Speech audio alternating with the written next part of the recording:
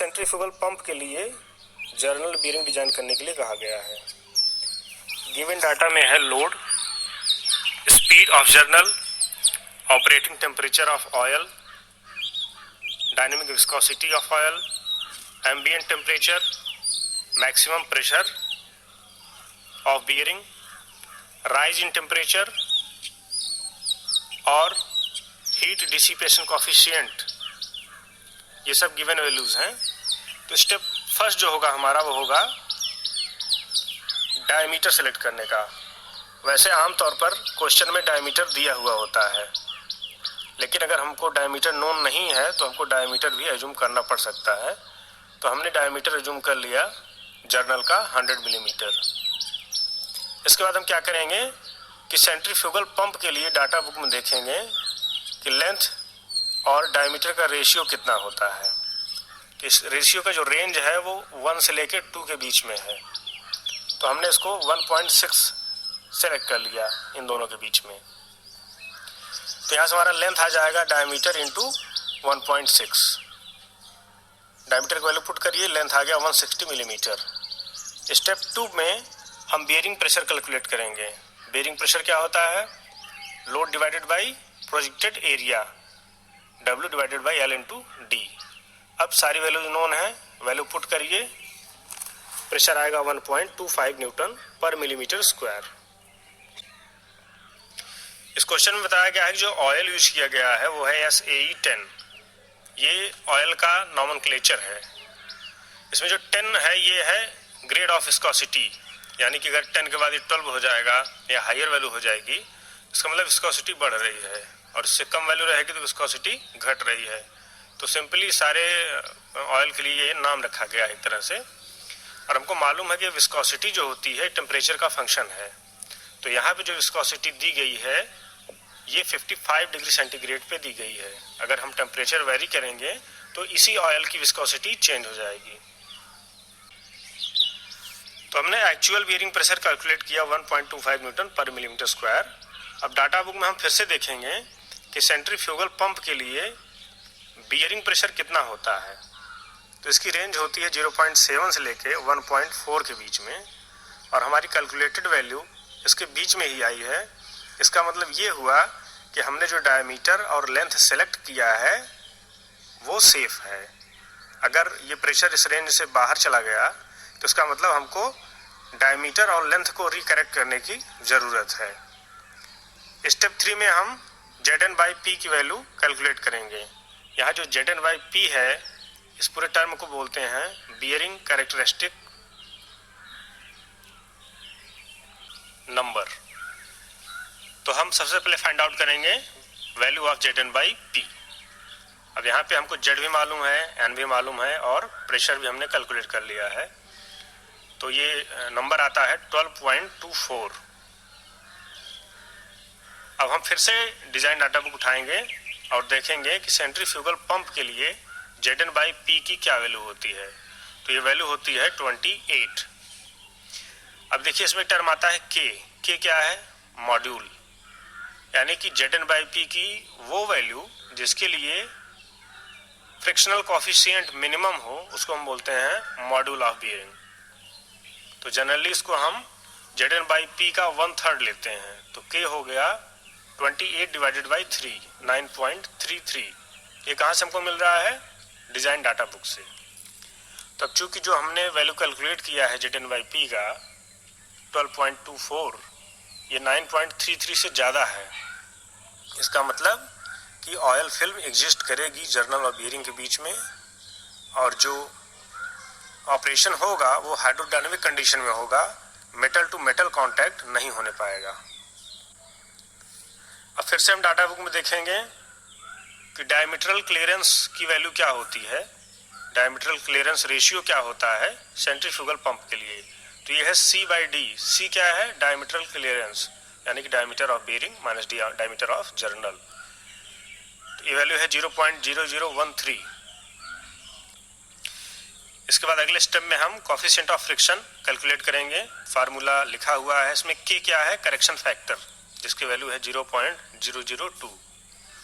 Other values known है, इसको calculate करिए तो आएगा 0.0051। तो बीयरिंग तो हमारी डिजाइन हो गई थी स्टेप 2 में ही, डायमीटर और लेंथ।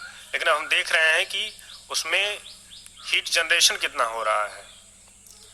तो स्टेप जो 6 है हमारा वो है heat generated, QG equal to mu WV। Mu है कोएफिशिएंट ऑफ फ्रिक्शन, W है load on the journal and V है speed of the journal, pi dn divided by 60। लेकिन ध्यान से यहाँ पे जो डायमीटर रखना है ये रखना है हमको मीटर में, क्योंकि ये वेलोसिटी का स्टैंडर्ड फार्मूला है। म्यू हम कैलकुलेट कर चुके हैं, अदर क्वांटिटीज नोन है, सारी वैल्यू पुट करिए। तो यहाँ पे जो हीट जनरेटेड आएगा QG ये आएगा 480.7 वाट। अब हम कैलकुलेट करेंगे स्टेप 7 में heat dissipated, QD equal to CA TB minus TA। यहाँ पे TB क्या है, टेम्परेचर ऑफ बियरिंग, और TA क्या है, एम्बिएंट टेम्परेचर और टेम्परेचर ऑफ सराउंडिंग एयर।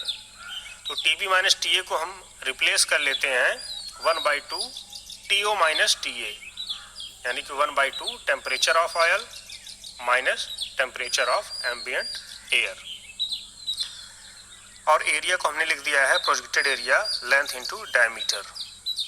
तो सारी वैल्यूज पुट करिए इसमें, तो यहाँ जो आंसर आता है हीट डिसिपेटेड का 389.3 वाट। अब इस क्वेश्चन में हम ये देखते हैं कि जो हीट जनरेटेड है वो तो हीट डिसिपेटेड से ज़्यादा है। इसका मतलब जर्नल बियरिंग में हीट का एक्यूमुलेशन होगा और ऐसी बियरिंग बहुत ज़्यादा देर तक रन नहीं कर पाएगी, फेल हो जाएगी। तो अब क्या करें? अब इसको सिक्योर करने के दो तरीके हैं, या तो हम जर्नल बियरिंग को रीडिजाइन करें या फिर इसकी आर्टिफिशियल कूलिंग करें, जिससे कि heat dissipation rate heat generation rate से ज़्यादा हो जाए। तो पहला मेथड हम यूज करते हैं रीडिजाइन।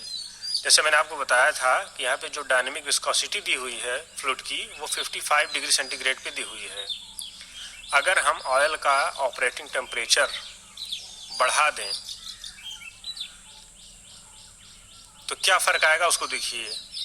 इसको बुक में डिस्कस नहीं किया गया है, लेकिन मैं इसको सॉल्व करके बता रहा हूँ।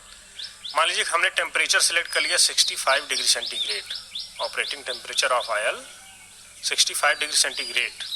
तो हमको मालूम है कि टेम्परेचर के साथ डायनेमिक विस्कोसिटी चेंज होती है। तो जैसे जो टेम्परेचर और विस्कोसिटी में रिवर्स रिलेशन होता है, टेम्परेचर अगर बढ़ गया तो डायनेमिक विस्कोसिटी घट जाती है, अगर डायनेमिक विस्कोसिटी घट गई तो कोएफिशिएंट ऑफ फ्रिक्शन भी घट जाता है, और अगर कोएफिशिएंट ऑफ फ्रिक्शन घट गया तो कोएफिशिएंट ऑफ फ्रिक्शन के फार्मूले में देखिए हीट जनरेटेड भी घट जाता है।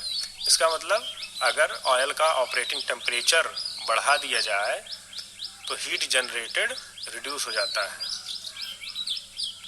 तो आपको ऑपरेटिंग टेम्परेचर की अलग अलग वैल्यू रख के चेक करना होगा कि हम कौन सी वैल्यू रख के फाइनल इक्वेशन सॉल्व करें। जैसे कि जब हमने T0 65 डिग्री रखा तो इसके लिए सेम उसी फ्लूइड SAE10 के लिए जो डायनेमिक विस्कोसिटी आई वो आई 0.012, ये मिलेगा डाटा बुक से। और तब हम ZnYP की वैल्यू जब कैलकुलेट करेंगे आएगा 8.65। फिर यहाँ से हम म्यू कैलकुलेट करेंगे और उस कंडीशन में हमारा जो हीट जनरेटेड है वो आएगा 386.4, और हीट डिसिपेटेड ऑलरेडी हमने कैलकुलेट किया हुआ है 389.3 वाट। यानी कि अब जो हीट जनरेटेड है वो हीट डिसिपेटेड से कम है। अब हमारी बियरिंग इजीली रन करेगी। तो आपको ये T0 की वैल्यू सिलेक्ट करनी पड़ेगी, कुछ ऐसा जिससे कि हीट जनरेटेड हीट डिसिपेटेड से कम हो। अब दूसरा तरीका यूज करते हैं, यानी कि आर्टिफिशियल कूलिंग। तो इसमें अगर मान लीजिए M मास लुब्रिकेंट का है तो जो वो हीट डिसिपेट करेगा होता है MST। यहाँ पे S क्या है, स्पेसिफिक हीट। तो लुब्रिकेंट के लिए 1840 से लेके 2100 के बीच में होता है। तो हमने यहाँ पे 1900 वैल्यू सिलेक्ट कर ली है इसकी। और T क्या है, rise in temperature. Rise in temperature. तो QT हो गया 19,000 m वाट। अब देखिए हीट जनरेटेड जो था उसमें से अगर हम हीट डिसिपेटेड रिड्यूस कर दें तो एक्स्ट्रा हीट है 91.4 वाट, जिसको कि हमको आर्टिफिशियली कूल करने की ज़रूरत है, यही एक्स्ट्रा हीट है।